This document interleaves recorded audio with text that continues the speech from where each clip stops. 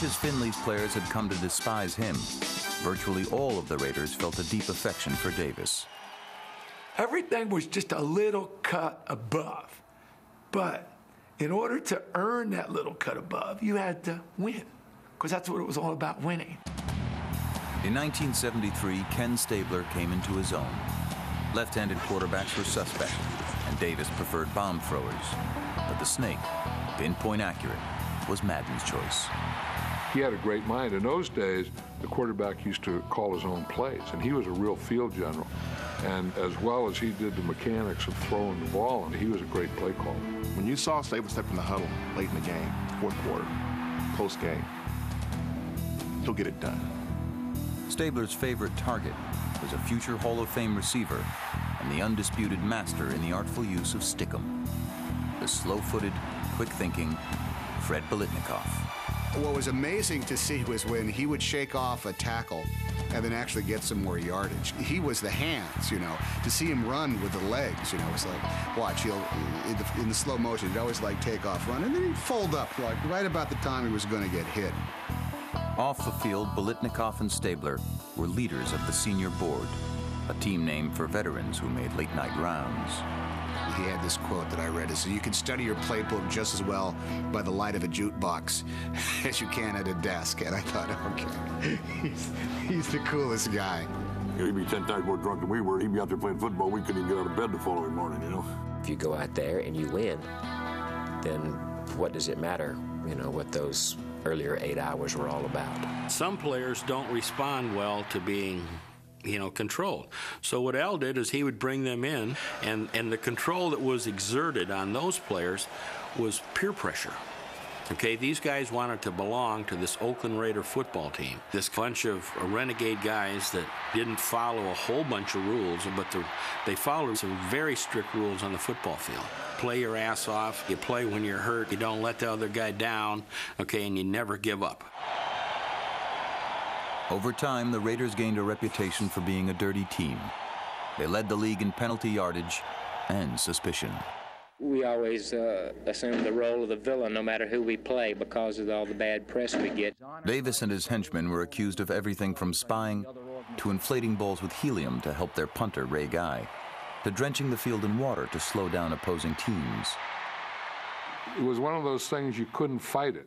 So I just said, yeah, we do. I mean, I remember once we're playing Kansas City, and I told Hank Stram before the game, I said, hey, Hank, the field's really wet. I told the guys just to water it for 3 hours. And I said, you know what the guys did? They went on a lunch break. I said, so they watered it for like 8 hours. They never turned the water off. And I said, so I'm sorry. I mean, we didn't water anything. The A's went to spring training in 1974 looking for their third straight championship. But Finley did not care about history. Dick Williams had already quit in disgust. So Charlie O recycled Alvin Dark, a manager he'd fired once before. Yes, he was fired. Yes, he expects to be fired again someday. Charlie O spent the rest of the winter at arbitration hearings, battering the very players who'd won him championships. And he goes, Mr. Arbitrator, balls go by him on the left, balls go by him on the right, balls go through his legs. Now, my wife is sitting next to me, and she sees the veins in my neck starting. And I mean, I could feel myself going across the table, grabbing him and strangling him.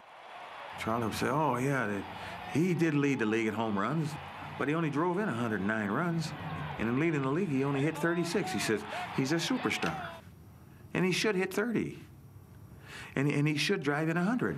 So really, he only hit 6 homers. And he only drove in 9. I just don't know what to do. He missed time with a 162-game schedule. He played 159. There were 3 days when we didn't have anyone of his caliber to put in a game when he was not on the job. The year before, he led the All-Star in votes. And this year, he just made the first team. He just got on the team, the starting team. But the year before, he was the biggest star. He slipped. And when you got done listening to him, you want to say, damn, man, I must have been horseshit.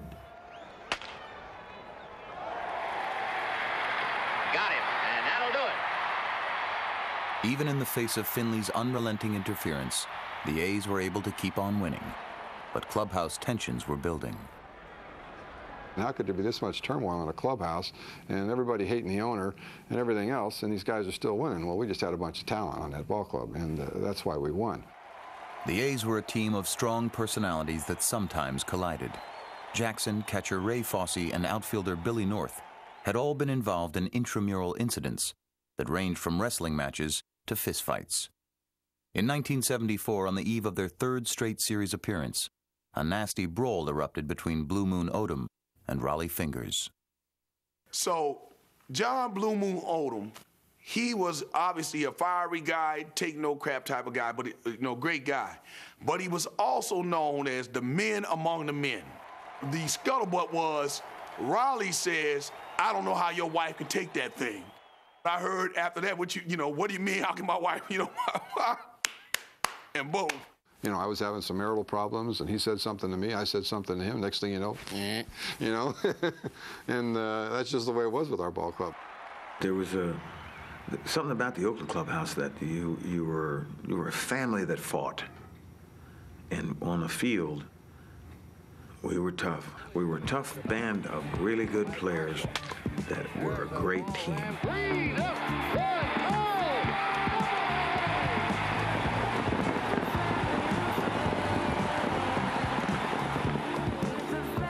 Despite their 2 championships, the A's headed into the 1974 World Series against the Los Angeles Dodgers as underappreciated and undervalued underdogs. Losing to the Oakland A's is like being run over by a Volkswagen. Well, but it's a strong Volkswagen, though. And the Volkswagen plowed through the Dodgers in 5 games for their 3rd straight series title, a feat that hadn't been accomplished since the Yankees of the early 50s. The one-strike delivery, and he accidentally hits it down the left field line. If we were playing in New York, they would be calling us the greatest team in baseball history. We weren't going to lose. You had to beat us. We really couldn't lose.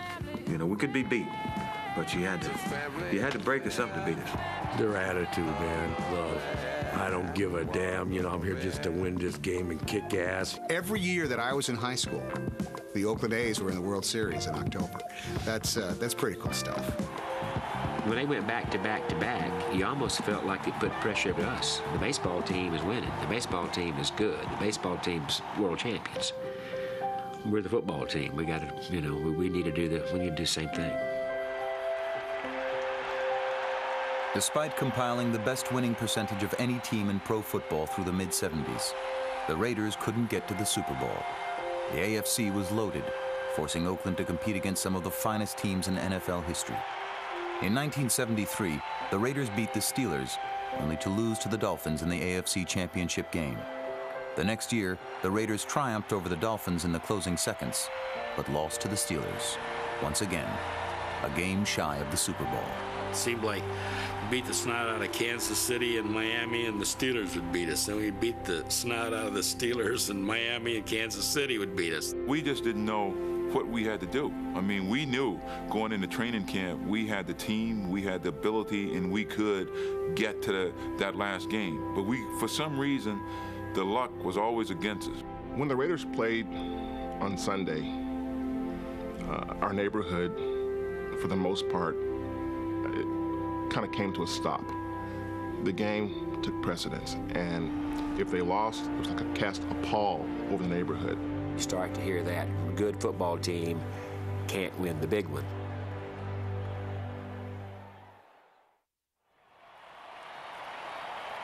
Before the 1975 season, Finley spit into baseball's changing face and allowed Catfish Hunter to leave via free agency.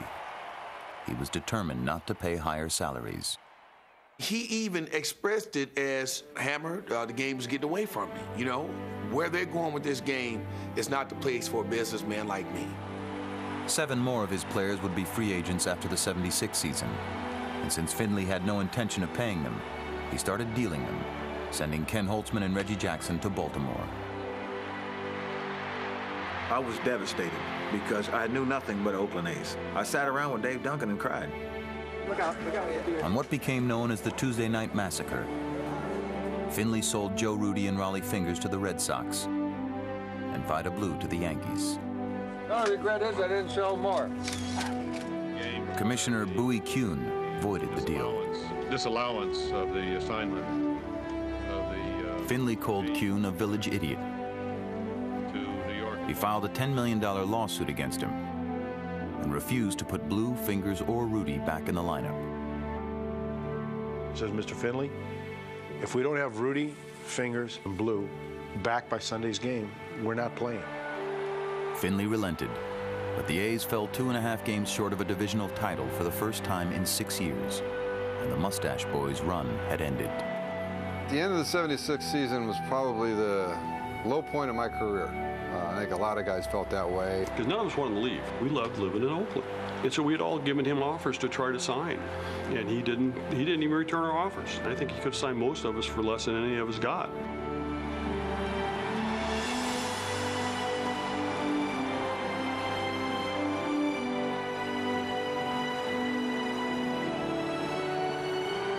You know what was weird? Pitching against those guys, pitching to Reggie when he was with the Orioles, pitching to Bando when he was with Milwaukee, pitching to Gino when he was with San Diego. So, something was wrong with that pitcher. I kept telling myself, don't say anything negative about Finley. Don't say anything negative about Oakland. I mean, I just didn't want to do that. And so one of the questions at the press conference is, how does it feel to leave Oakland? And I wasn't thinking, and the first thing out of my mouth was, how do you think the passengers felt on the Titanic? With the A's dismantled, the city's hopes rested with the Raiders. They had made the playoffs 9 times in 10 years, but they still had no championship to show for it. 76, we were focused. I'll never forget Madden in his first talk in training camp, and he said, guys, we're going back to the cover 3, cover 2, and cover 6. 3 basic coverages. They're going to know what we're going to do. I don't care. We're going to be that much better than them. We're going to tell them what we're going to do, and I don't care. We're going to beat them. The first game was against the hated Steelers, and it set the tone for the season to come. The Soul Patrol met Lynn Swann, Pittsburgh's great wide receiver, and knocked him down and out. He came across the middle. I jumped him, you know. I thought, here it is. After the game, Steelers coach Chuck Noll accused Atkinson of being part of a criminal element. When Noll drops that in, okay, now it's a holy war. And if it changed the dynamic between the two cities, it only made an unfriendly situation worse. Len Swann shouldn't have cried like he did, because this is football. This is for men, you know, and not for babies. The Raiders went 13-1 in 1976 and clinched their 9th Western Division championship in 10 years. They squeaked by the Patriots in the divisional playoff and then awaited their opponent in the AFC championship game. I said, give us the Steelers. You know, we can take the Steelers. And it was our turn. It was the Steelers, the 5th straight year that Oakland and Pittsburgh would meet in the playoffs. And it was the Raiders' turn, 24-7, and on to the Super Bowl. I mean, the Steelers were the hurdle. And once they cleared that, this is inevitable. The Vikings have no chance to win this game. We're going to hit them with a bag of chisels, and we're going to walk over their dead bodies. And that's it.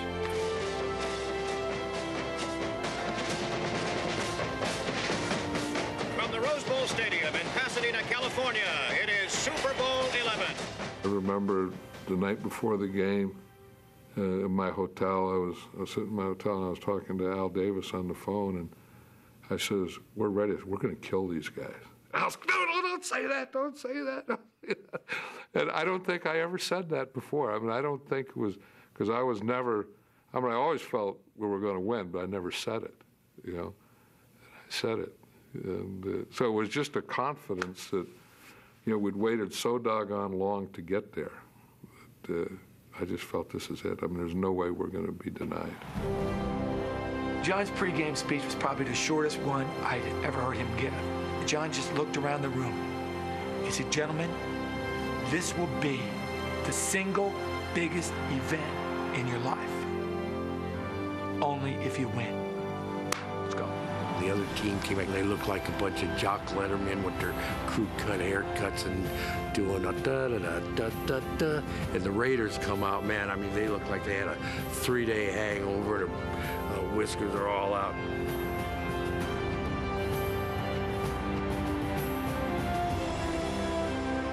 He's going down the middle, and White makes the catch. He is green, but holds on to the football, losing the helmet. Chin strap flying one way, helmet the other. Holy Toledo. They hit Jack Tatum and Skip Thomas. Delivered to Sammy White. Let me know from that point on, this is our game. Hand off to Banaszak. He powers over. Touchdown Raiders. Now it's first and goal, and the power formation is in. Bankston on the right side as a wing back. Stabler back to pass. A quick throw into the end zone. Casper, touchdown Raiders. Yasha Heifetz never played a violin with more dexterity than Kenny Stabler is playing the Minnesota Viking defense. And he looks and throws. Intercepted by the Oakland Raiders at the 30, 40, 50. Old man Willie. He's going all the way. Once Willie scored that, then the celebration.